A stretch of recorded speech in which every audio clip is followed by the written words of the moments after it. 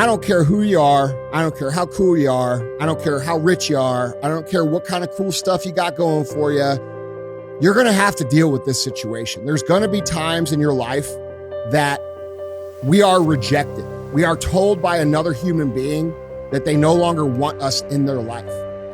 And that's a reality of going through life. It's going to happen over and over and over again. You're going to have people break up with you. You're going to have people fire you. You're going to have friends that no longer want to be friends with you. You're going to have people unfollow you that you thought were your friend.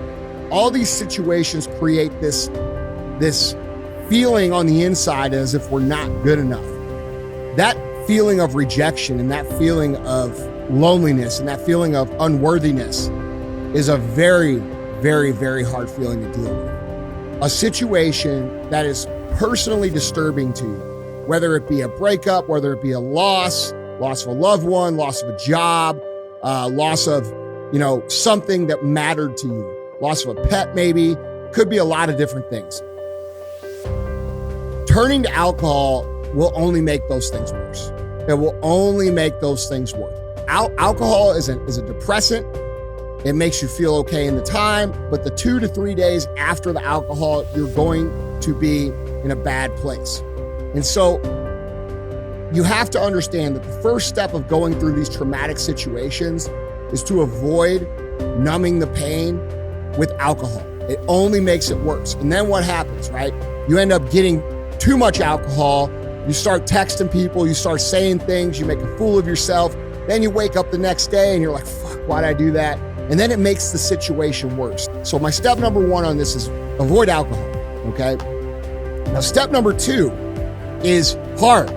This is hard to do, but it's very important.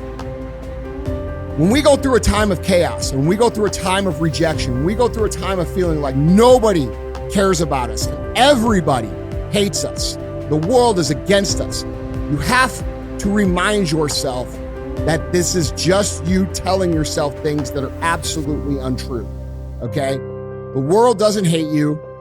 The world doesn't, it's not the world, it's one situation that you are making into the world. Now, the third thing is also hard, but this is the key to everything, all right?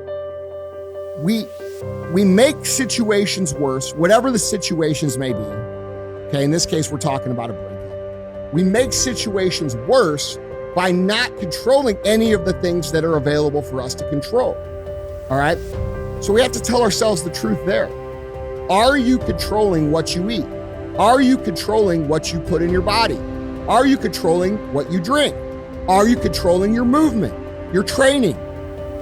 Are you controlling the people that you surround yourself with? Are you controlling the information that you put in your brain? Are you putting productive information in your brain, or are you obsessing over the situation and continuing to beat yourself into the dirt? All right? These are honest questions that we have to ask ourselves. And the truth of the matter is, guys, in most scenarios that are very hard like this, we are not even actually trying to control the things that we can control. And once we have control of the things we control, although it's hard, it gives us some relief, because every day that we wake up, we can say, I'm in control. I did what I needed to do yesterday, so therefore, when I wake up in the morning, I am better today. And fourth, take the negative energy that you feel and put it into productive action.